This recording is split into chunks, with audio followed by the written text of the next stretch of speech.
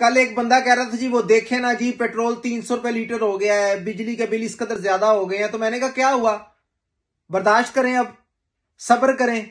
जब 2017 में आपको नवाज शरीफ 65 रुपए लीटर पेट्रोल दे रहा था तो नहीं रास आया, उन लोगों को रास नहीं आया।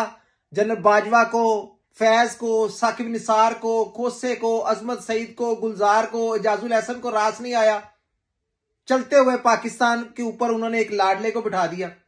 क्या जरूरत थी, आज मैं पूछता हूं ना, क्या जरूरत थी एक चलते फलते फूलते पाकिस्तान में ड्रामा, पनामा, अकामा और ब्लैक लाट हिस्ट्री देखने की और नवाज शरीफ को हटाने की? क्या ऐसी क्यामत टूट पड़ी थी, बताएं आप। आज अगर पेट्रोल जो है वो 65 रुपए से 300 रुपए लीटर चला गया है, बिजली 7 रुपए से 54 रुपए यूनिट पे आ गई है, आटा जो है वो 35 रुपए से 180 पे चला गया है, चीनी 50 से 150 पे चली गई है, घी 140 से 570 पे चला गया है, डॉलर आपका 100 रुपए से 310-15 पे चला गया है। तो चीखे ना मारो, तड़पो ना, तकलीफ में ना आओ, बल्कि अपने मुजरिम पकड़ो, उनको पकड़ो जो इसके जिम्मेदार हैं।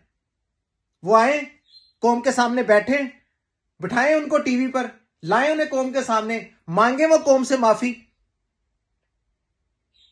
करें वो इकरार अपने जुर्म का, बताएं कि ये सब कुछ, आप सब दोस्त बैठे हैं, बताएं कि ये सब कुछ हमारा किया धरा है। हमने नवाज शरीफ को नहीं गिराया, हमने पाकिस्तान को गिराया, माने ही आके टीवी पे। हमने नवाज शरीफ को जेल में नहीं भेजा, हमने पाकिस्तान को अंधेरी काल कोठरी में भेजा है। हमने सजा नवाज शरीफ को नहीं दी, हमने सजा पाकिस्तान को दी है। पूछे उनसे ये सवाल। वो एक मुहावरा है ना जी कि आगे बढ़ें, अब हालात इस नहज पे आ गए हैं, आगे बढ़ें जी, आगे देखें।